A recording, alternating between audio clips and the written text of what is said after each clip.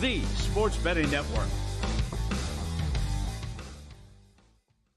The numbers told the story, they always do.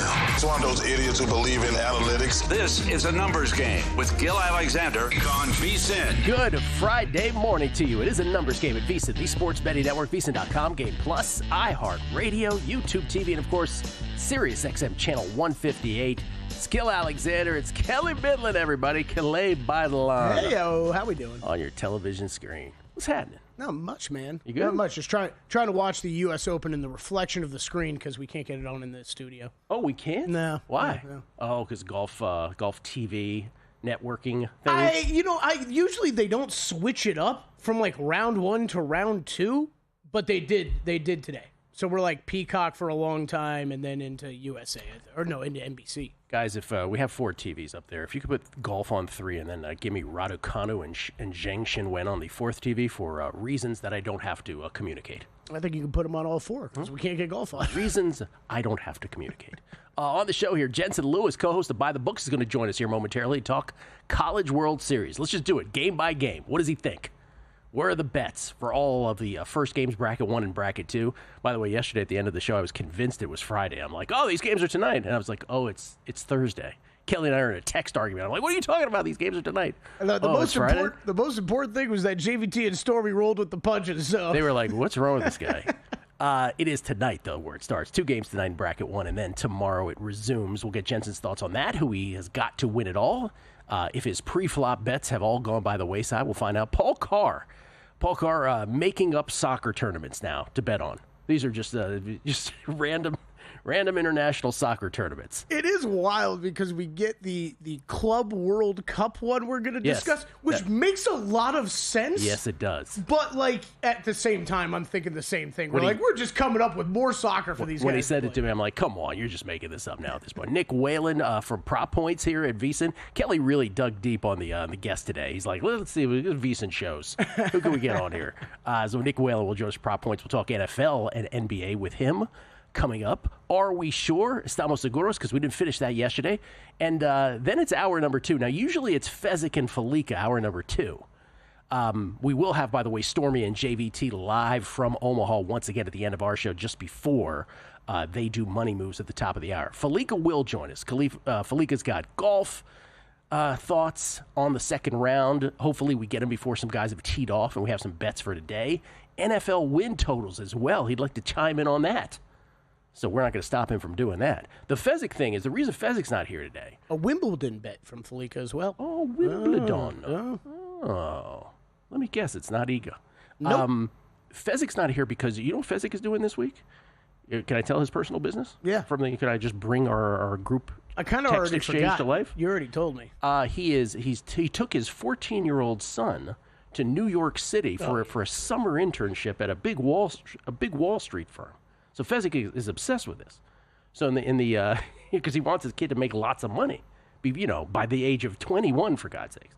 And so in the group exchange, I quoted. I was acting like I was his son, and I said, "But Dad, why should I go work for a big Wall Street firm when I can just try to chintz casinos out of $10 a day like you do?" He didn't really appreciate that. I don't think. Last night. It's a do as I say, not as I do situation. Dad, okay? This seems like a poor use of my time. I think it's a great idea by Steve. But yes, it's very much a do as I say, not as I do. That's right. By the way, U.S. Open leaderboard, J.J. Spawn is yet to tee off this morning. He remains the leader in the clubhouse, 4 under par. He was the first-round leader, despite at one point, I think it was Sung Jae Im who passed him. But then Sung Jae gave some strokes back, so J.J. Spawn remains at 4 under. I think he tied him. I don't think he ever passed him. Oh, I thought he got to 5 under, sir. Oh, okay. But, I thought it was Friday yesterday, so... Yep, he did. I could be wrong. Oh, he did get to 5 under, right? I was right? Yeah? He got to 5 under? No, you did say it was Friday. Oh, no, That's that right. I did say, yeah. Thurston Lawrence, one stroke back at 3 under. The big mover, by the way, I don't have this updated. Is this updating properly for me? I don't know. Victor Hovland just eagled something, right?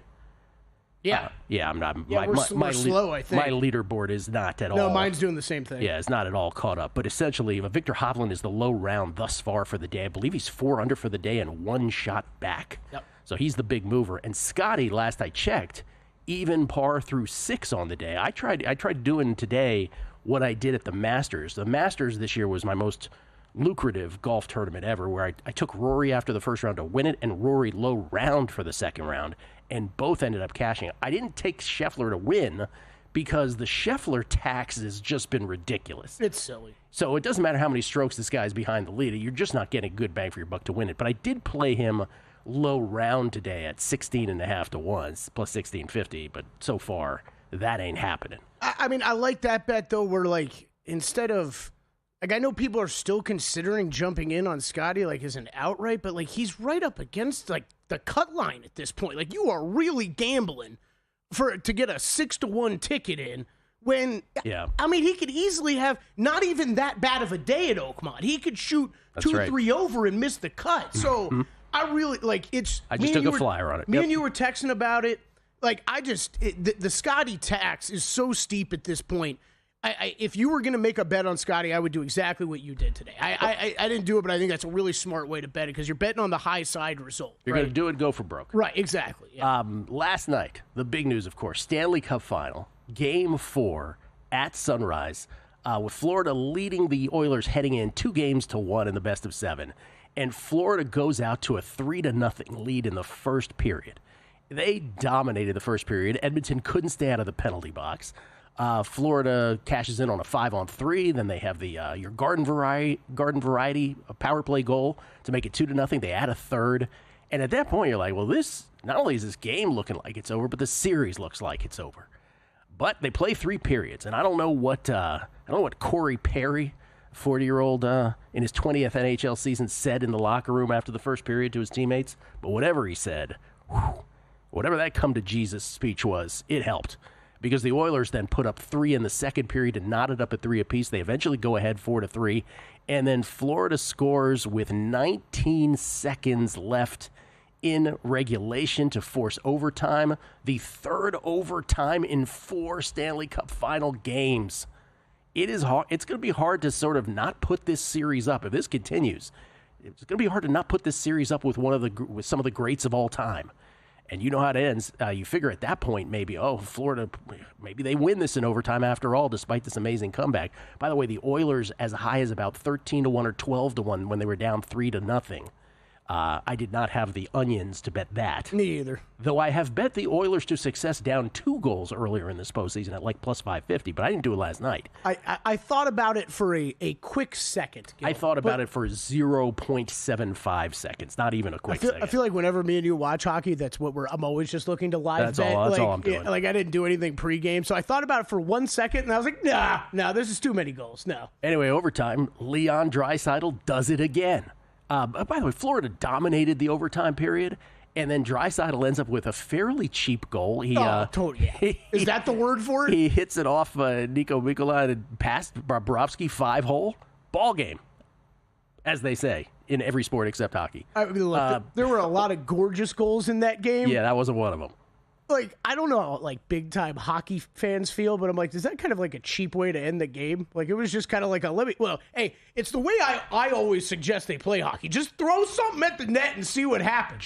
There was a guy who used to be on Sports Talk Radio in D.C. when I was a kid in the 80s, Ken Beatrice. And when the Caps were in their fledgling years, he always used to scream in the radio. He goes, just shoot the puck.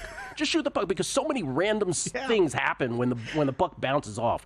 That's what Draisaitl did. Was like one-handed, like, let me just flop it over there. Well, Draisaitl gets the winning goal, so we're knotted up at 2 games apiece, and now it's a best of 3, de facto best of 3. The series is a coin flip at minus 110. Edmonton's got home ice in games 5 and potentially 7.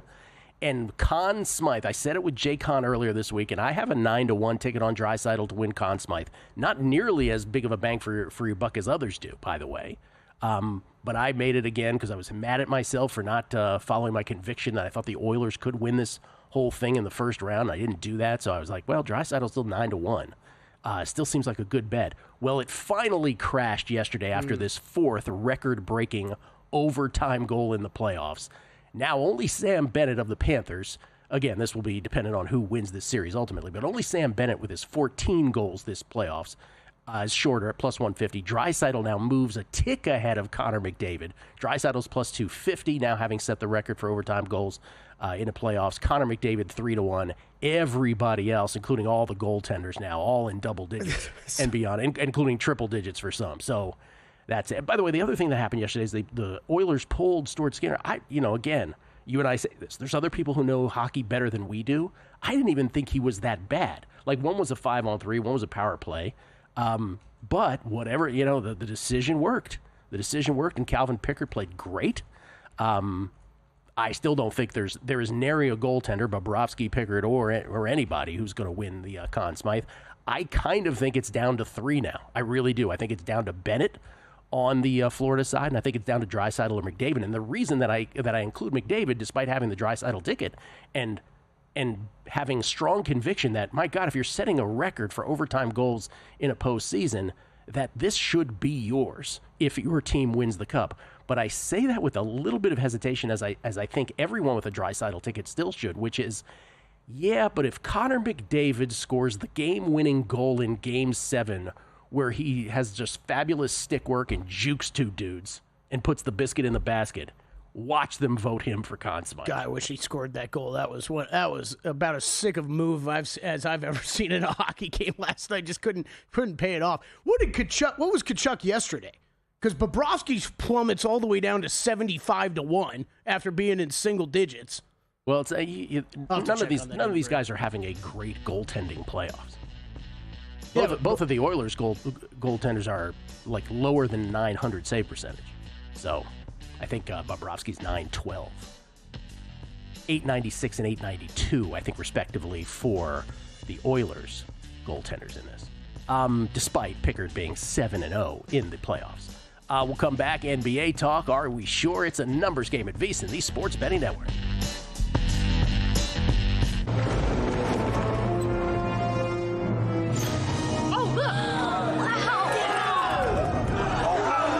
Derek, what's the guarantee?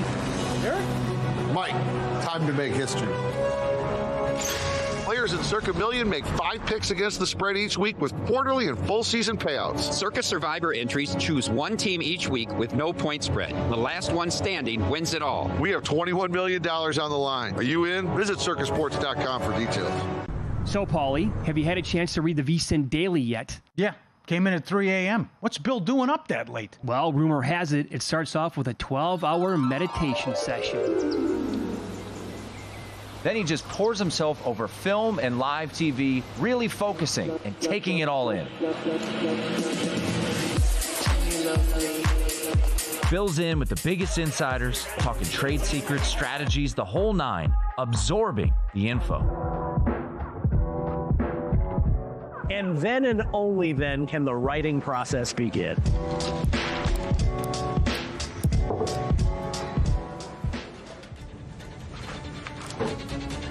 In Las Vegas, Bill's late night becomes your early morning. Wake up to the very latest betting insights in your inbox with the VSiN Daily. Sign up for free at vsin.com/newsletter.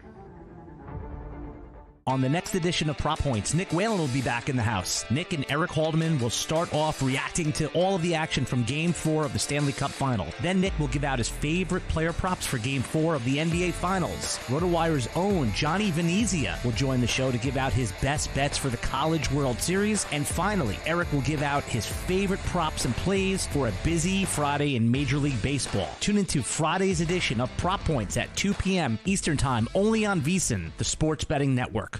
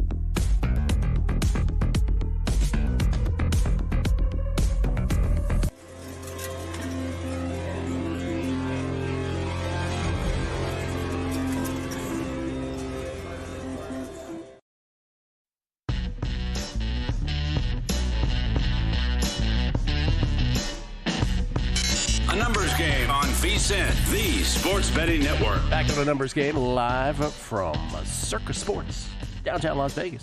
Gil Alexander, Kelly Bidlin. What's happening? We get tweets. I just want to read this one right here, Kelly. Coach Brian, this is pretty much my feelings on Conn Smythe. He says, I'm sitting on a Bennett 30-1 ticket and a Draisaitl 8-1 ticket thanks to VSiN. I'm eating my fingernails for the next 3 games, hoping Connor McJesus does not go into legend mode. What could possibly go wrong? I go back to what I said last segment, which is that's all it's going to take. That's what I'm worried about. Like, really, if he just puts in some huge goal in Game 7 with some highlight reel play, that's the end of that. Yeah. I just feel like that's how we'll get I also think that we are I'm going to go with 90% down to those final 3 that you just listed. But, oh, man, these odds swings are wild. We were just looking at that. Bobrovsky, 1 bad game. He's out of it completely. Kachuk scores a couple goals. Moves from 100-1 yesterday. Danny and Savannah found in the back, 100-1 now down to 10-1. Yeah, he scored the first 2 goals yesterday. But, I mean, Bennett has 14 goals in the playoffs. By the way, between Draisaitl and McDavid, just in case you were wondering, 32 points apiece now in the playoffs. They're tied. Draisaitl 11-6 in goals. McDavid 26-21 in assists. Draisaitl 10-8 in plus minus. You have any second round U.S. Open plays? Yes, I do. Actually, I do.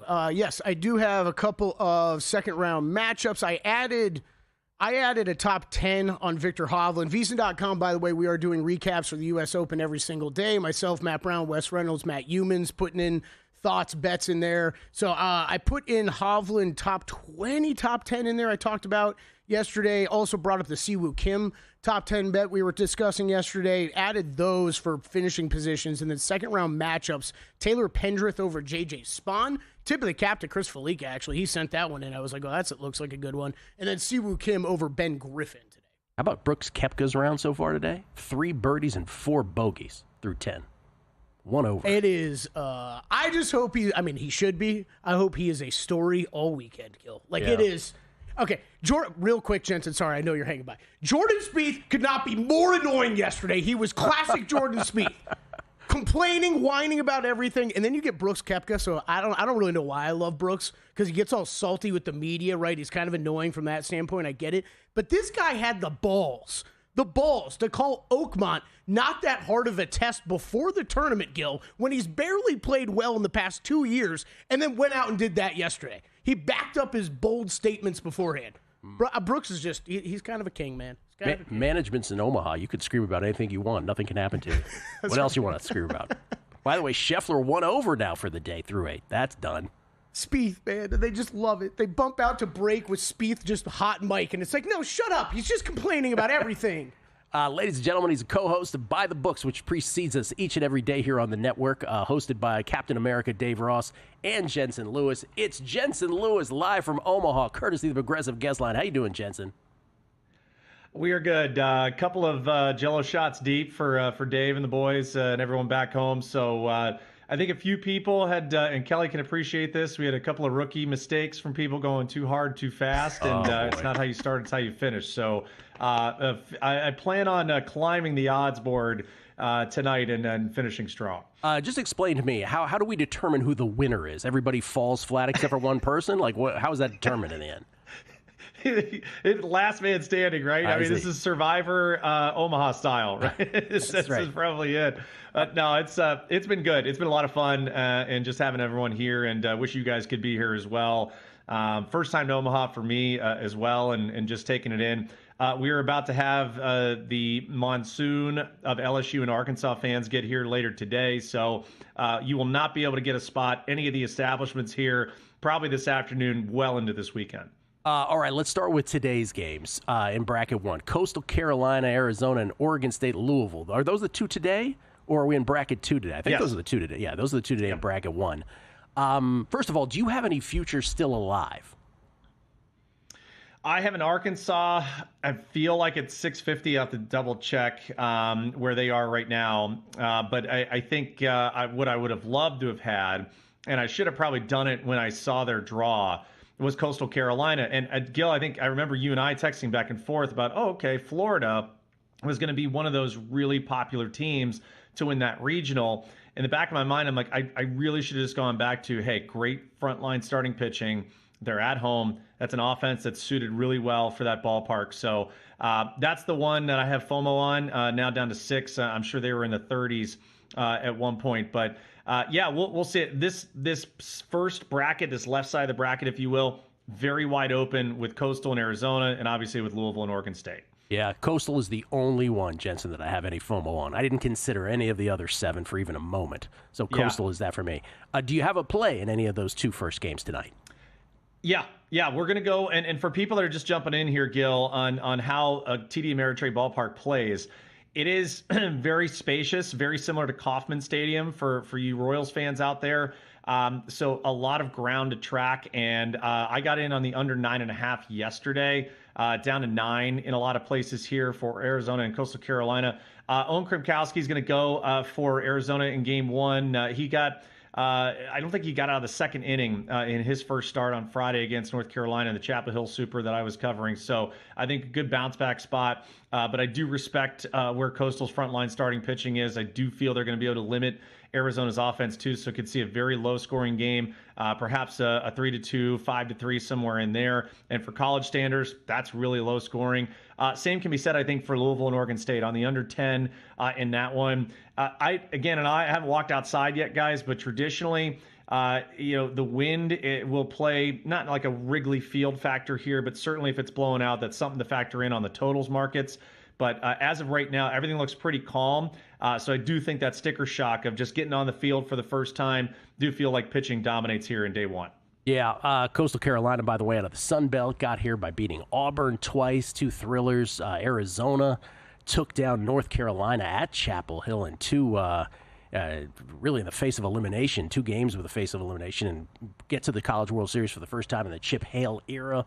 Louisville here beating Miami, Oregon State having beaten Kelly Bidlin's Fighting FSU Seminoles to get here. What about tomorrow? Murray State is the darling, if you will, of this bracket right now. And Murray State, by the way, Jensen, you and I talked about beforehand that prop, will a 4 seed get there? This is the one that cashed, right? Murray State did, in fact, get there as a 4 seed. Remarkable, right, Gil? And yes, they are Cinderella alive and in living color here, but don't tell that to them or their potent offense. I think they are very live. I jumped on them on the money line yesterday, plus 210. I think they're down to plus 200 in a couple of spots, and it wouldn't shock me if that number goes further south here, just with some of the momentum and just really the matchup in general here, Gil. I think they match up extremely well against UCLA's pitching. I'd be fascinated to see where this game is late. No play on the total for me. Don't know if UCLA's offense is going to kind of trade punches here, but love the way Murray State is coming in swinging. They're a very confident bunch. I'm not getting in the way of this freight train right now. Let's go Racers, and let's see them pull a day one in their bracket upset as well. Yeah, 2-1 dogs in the game against UCLA tomorrow, and then LSU Arkansas. What's the strategy here? Obviously, the only conference that's represented with 2 teams. They happen to play each other. Do you wait for the loser here and then jump on the loser? Exactly. And again, another total play for me. Got under 10 yesterday. It dipped as low as 9 and then a little buyback here. I'd still advise the under 9.5. A boatload of power pitching here that's going to come at you left, right, center. And the atmosphere, guys, if you've seen plenty of SEC weekends, it's going to feel that way. As far as football season goes, it's going to feel that way, 30,000 strong. Here in Omaha. So you'll get to hear all calling the Hogs. You'll get to hear all the LSU Tiger chants. So I think today those teams kind of get a feel of how the ballpark is playing. But again, a lot of swing and miss from both pitching staffs. So I think you could get a tightly contested match. But also, Gil, I'm with you on strategy.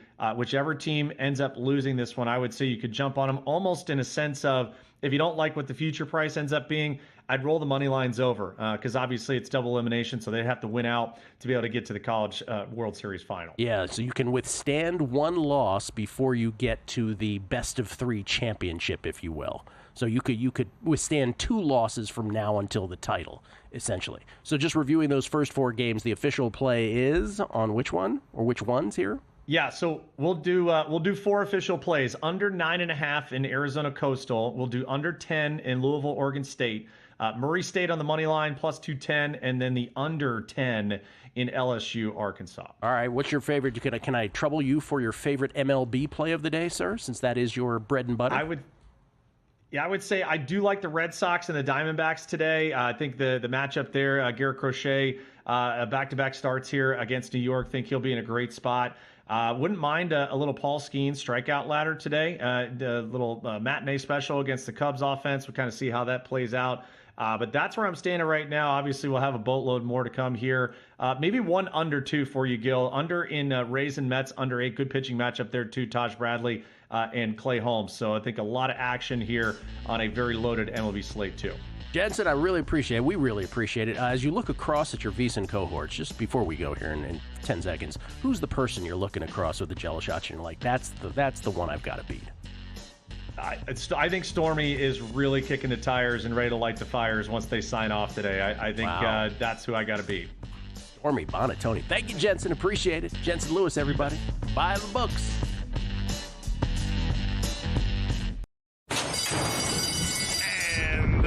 They're off.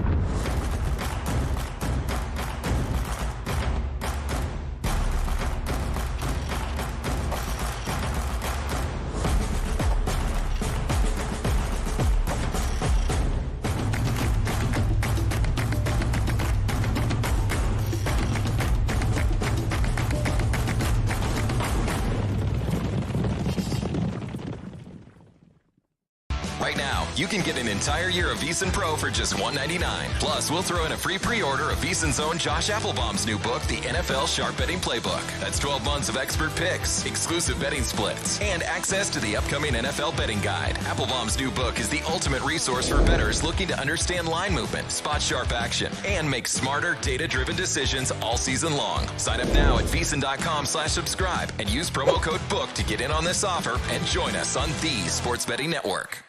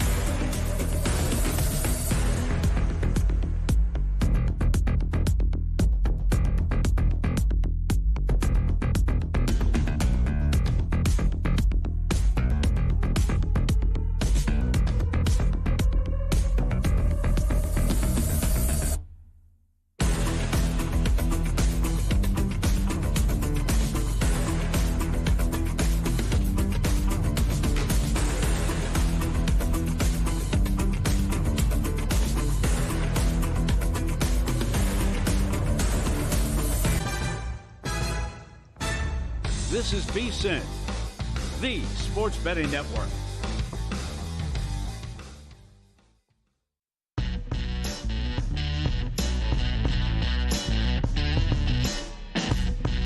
A numbers game on VSiN, the sports betting network. If you're into futures wagering, fantasy, or just like the thrill of calling your shot, you need to check out xcutta.com. That's XCUTTA, and it's basically the future of how we play. Think of it like combining a live auction with the strategy of sports betting. You choose who you want to bid on, players, teams, golfers, even horse racing. Over 1,000 athletes and teams to choose from across every major sport. You set the terms, build your own auction, and invite your friends to play. You can even start auctions for free. It's like creating your own mini sportsbook, that is, with your crew, and it's addictively fun. Here's how you do it. You email support@xcutta.com. Mention VSiN, and they'll send you a special 3-month player promo code to get started. Again, xcutta.com. I'll spell it XCUTTA, like Calcutta, but xcutta. Futures wagering just got a serious upgrade. Skill Alexander, it's Kelly Bidlin. We've gone a half hour. We haven't even mentioned tonight Game 5, of course.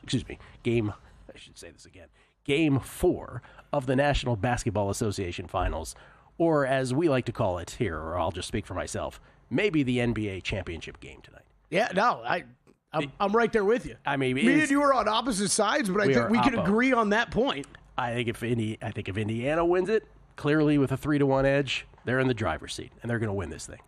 I think if OKC wins it, it's, again, like hockey, back to a de facto best of 3, and OKC's got all the advantage. I'm taking the points.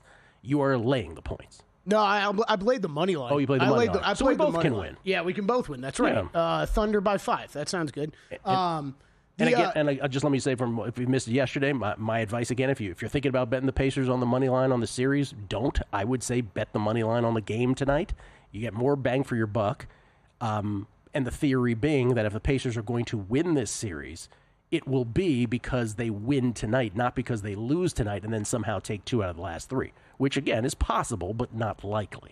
And again, like yesterday, I'm with you on the same thing on the other side. If you're looking at the Thunder series, I would be concerned.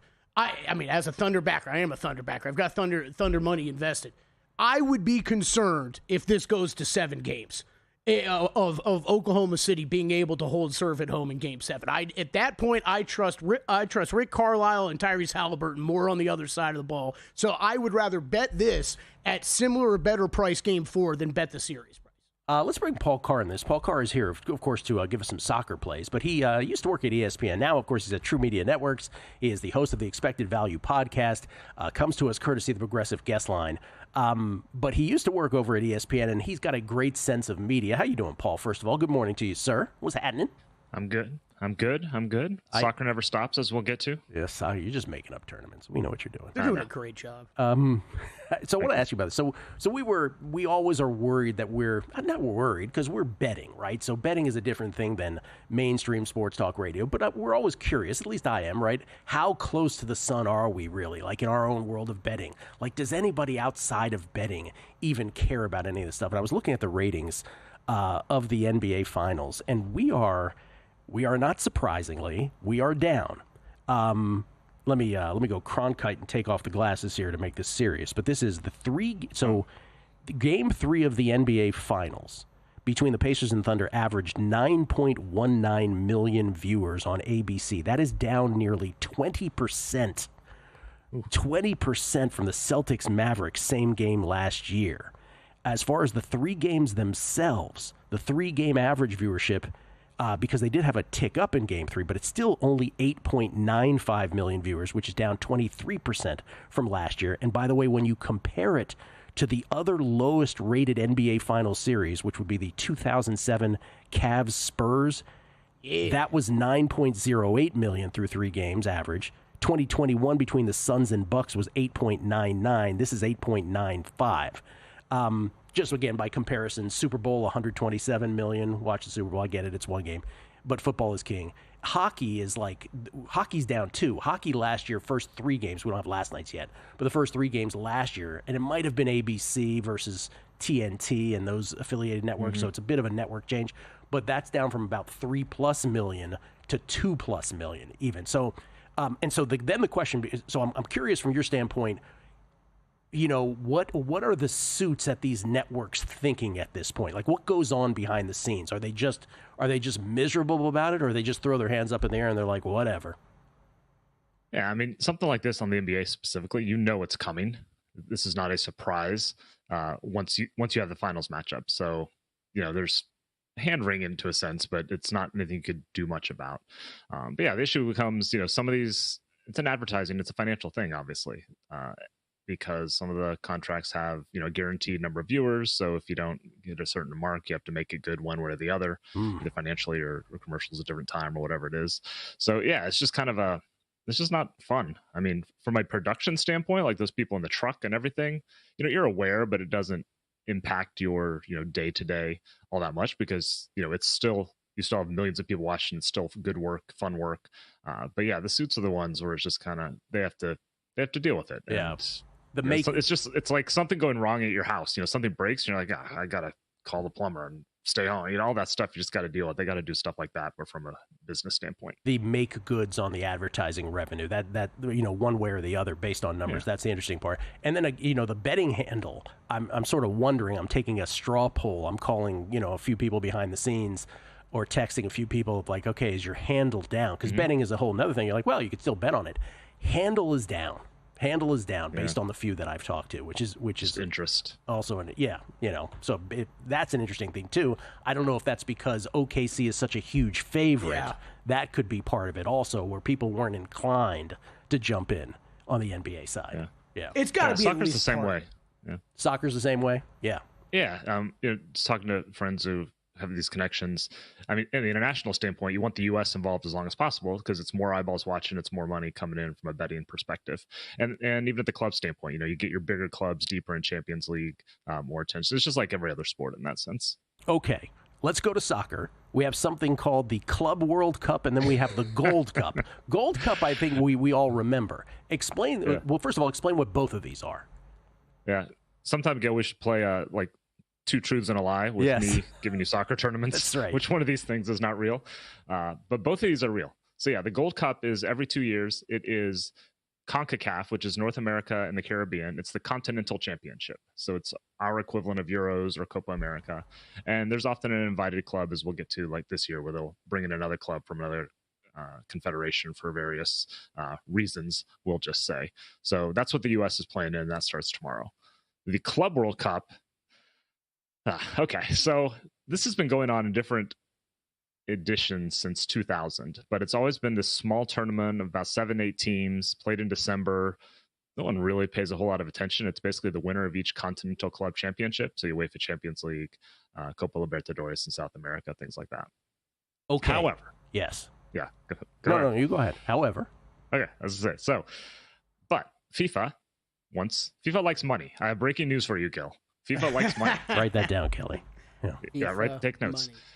So they expanded this Club World Cup to 32 teams, moved it to the summer, and put it in the United States, where they're hoping to fill, large stadiums with lots of people paying lots of money for lots of tickets. And so now we have this, for the first time, expanded Club World Cup of 32 teams with more attention. It's not overlapping with club seasons or anything like that.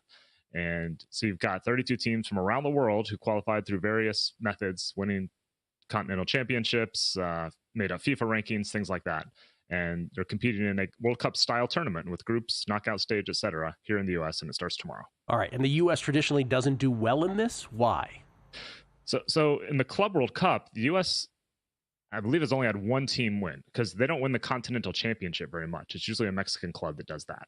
So Seattle is the only one that has won the CONCACAF Club Championship in recent years, and they were in the Club World Cup 3 years ago, I think, and they lost in their first game. So it's a lot of it's just matching up against better teams or teams that are even.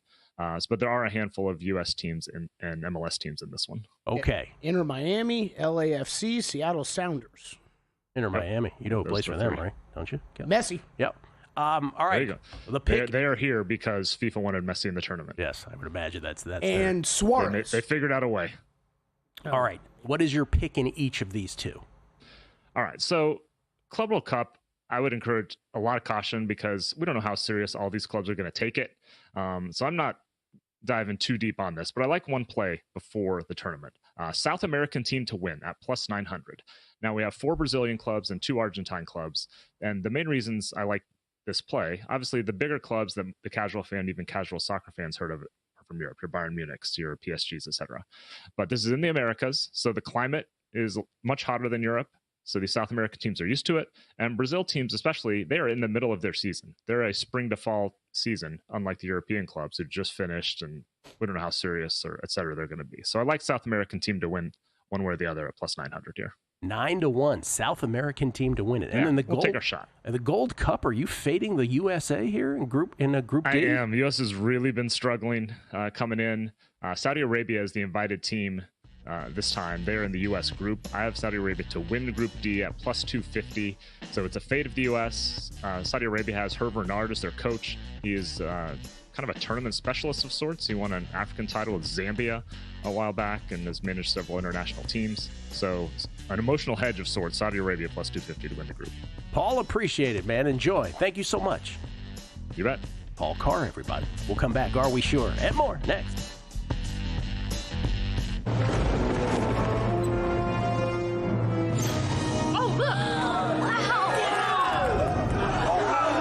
Derek, what's the guarantee?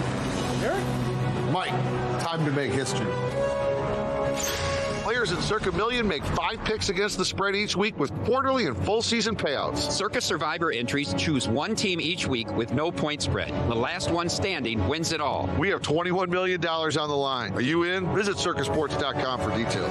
Your favorite VSiN shows and personalities are now available to download as podcasts. Catch every hour of our live broadcast with VSiN Best Bets, or find your go-to show and download it directly. Get instant reactions to last night's games, sharp analysis on today's biggest matchups, and everything in between. Whether you're commuting, working out, or just catching up, VSiN lets you take the action with you wherever and whenever you want. Search VSiN on your favorite podcast platform and get in on the action with VSiN, the sports betting network.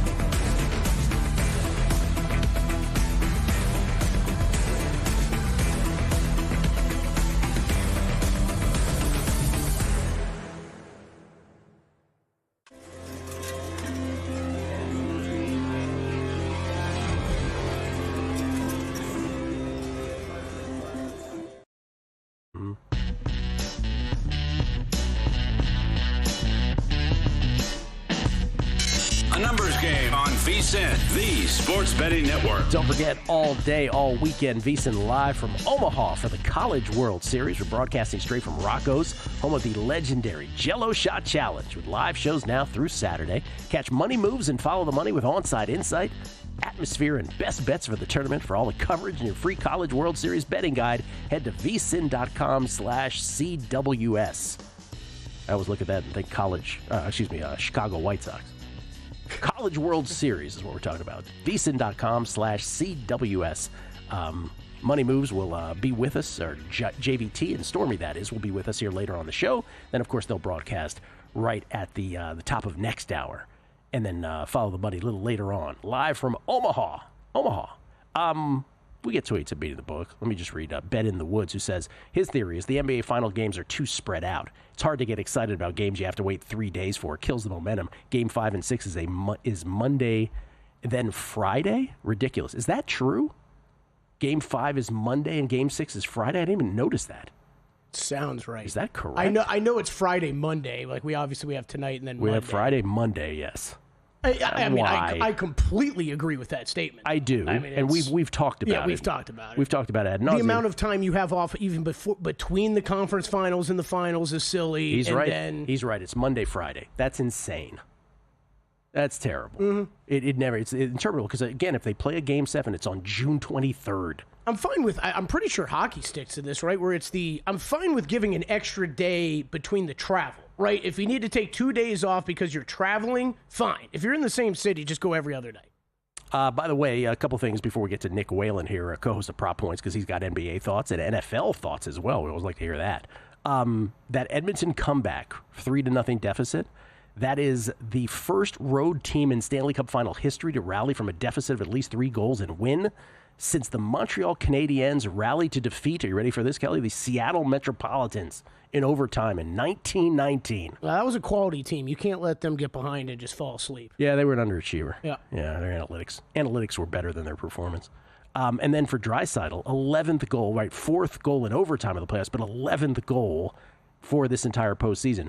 Home teams, by the way, just to put it a different way, home teams with at least a 3-goal lead in the Stanley Cup Final, 158-1 before last night's game. John Rahm currently chipping out of a goalie of some kind. That's the word I'm going to go with. A goalie? Yeah.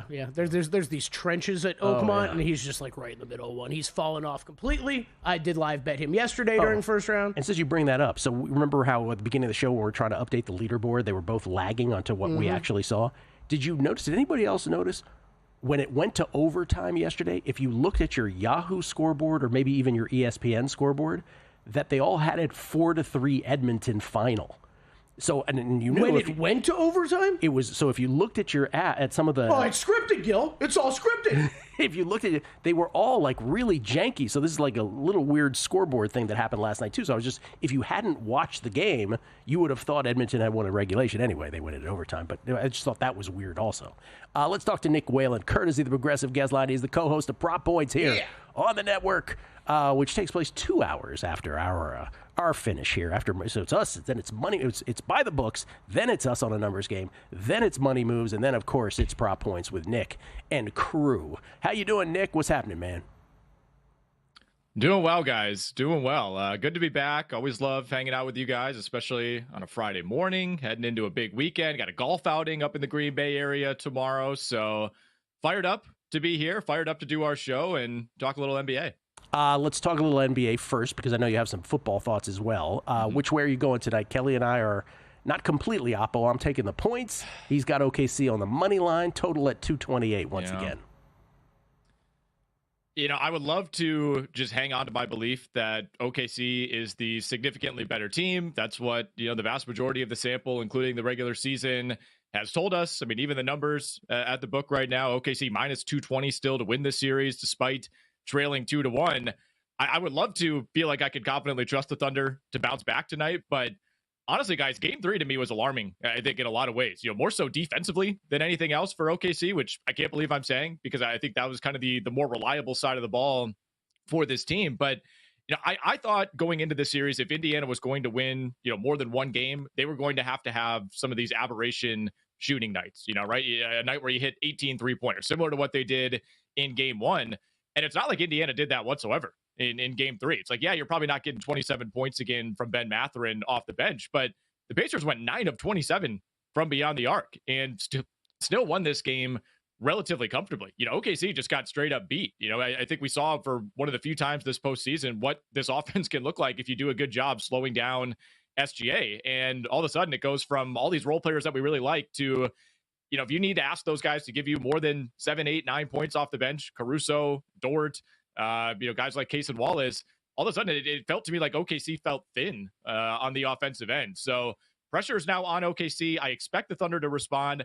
I would rather just play OKC on the money line, though, than mess around with the points right now, especially with how Indiana is closing these games. I mean, they're something like plus 37, I think, in terms of scoring in the fourth quarter alone. Obviously, they've been doing that throughout the postseason, and it doesn't seem like a trend that's going to reverse even against this great OKC team. Do you agree with us that tonight is the de facto NBA championship game, that whoever wins tonight wins the series?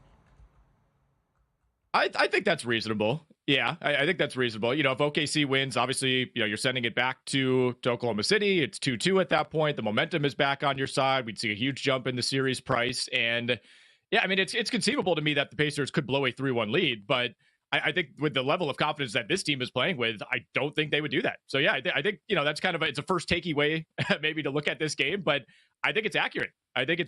And again, the Pacers are the team to me that has played with more confidence so far in this series. Like they're beating OKC at their own game. They forced 19 turnovers in game 3, scored 21 points off of those turnovers, 17 fast break points, 20 points in the long 2 range, which is really where guys like SGA and Jalen Williams tend to operate. And instead, it's been Halliburton and Nembhard and Ben Mathurin. And again, we have to give a lot of credit to the Pacers defense. The way Nembhard was harassing SGA in game 3, they're giving up nothing easy in the paint, around the rim. And of course, the bench continues to be an advantage for the Pacers as well. 49 bench points in game 3. Yeah, I mean, you could say that, I guess, for any number of game 4s where the series is 2-1. But I do feel like the way that this one breaks down, it really feels that way. To the NFL, it is still June, mid-June, but it's never too early to talk NFL. What are some of your bets that you've made here? Well, I don't throw a whole lot of things in too early, right? We talk about plenty of options over on our show. I don't love the player futures market just because of how much injuries can weigh on that. But one thing that I've been trumpeting on our show, on other shows, is you guys know I'm an AFC South guy, despite living in NFC North territory. I am a Jaguars fan. I'm not ready to fully buy in on this Jags team. And I still look at the Houston Texans right now as the team to beat in that division. Obviously you have some questions about the offensive line after parting ways with Laramie Tunsil, but I think they've found ways to kind of mitigate some of the injuries in that wide receiver core that completely sunk the passing game midway through last season. You bring in 2 talented rookies, you add a veteran in Christian Kirk. I think the offense essentially bottomed out last season, and that's as bad as it's probably ever going to look with CJ Stroud at the helm. And they still won the division by 2 games. And, it's the AFC South, guys. 9 wins might take it. I'm not saying Houston's going to come out and win 12 or 13 games, but I still think this is the best coach team in the division. I think they have the best quarterback in the division. They might have the best defense in the division. And look, if you like Jacksonville at plus 260, there's a lot of wish casting there, and I have learned better with this franchise. Even though I like Liam Cohen, I think this team is moving in the right direction. I don't know that we're going to see a massive year 1 turnaround for the Jaguars to the point where they're winning this division. And look, hard to get excited about the Colts right now. Titans are in a rebuild. I think getting Houston at plus money right now to win the South is a deal. Wish casting. I like that. Anything else, or I have another NFL question for you if you don't have another bet. Do you have another bet besides that one? Nothing that's really top of mind, so hit me with your question. My question is this, and I ask this of a number of things. What's the off-field narrative in this NFL offseason? What's the off-season narrative that you're hearing, sort of anecdotally that you've heard more than 1 or 2 places where you're like, I don't know why this is a thing and I'm not buying into it? Oh, that's a very good question. I've been skeptical of New England to some degree, and this is more, it's kind of a mix of on and off field, I guess. Stephon Diggs makes this more of an off field issue, but I think there's just this general upswell of, all right, the Patriots are back. They got Mike Vrabel. They have a star quarterback all of a sudden in Drake May. Just because you go shopping in free agency and spend a bunch of money, and some of the analysts say you had a great draft, I want to see that in practice before I fully buy in. I'm not running to the window to play the over 8.5 wins on New England. I still think, obviously Buffalo is by far the best team in that division. I want to see it before I believe it with the New England Patriots. And, our producer on Prop Points, Michael Cohen, doesn't like when I say that on air because he is in the bag for this Pats team. But that is something that I'm tracking very closely, is the expectation versus results as we get closer to training camp for New England, because we've seen some encouraging things. It feels like this team is moving in the right direction. I'm not fully buying in on that quite yet. Real quick, Nick, Giannis plays in what city next year? Milwaukee, Wisconsin, baby. He's staying. Nick Whalen, wish casting for Giannis. Prop Points, 2 p.m. Eastern, 11 a.m. Pacific, each and every weekday here at the network. Coming back. Introducing the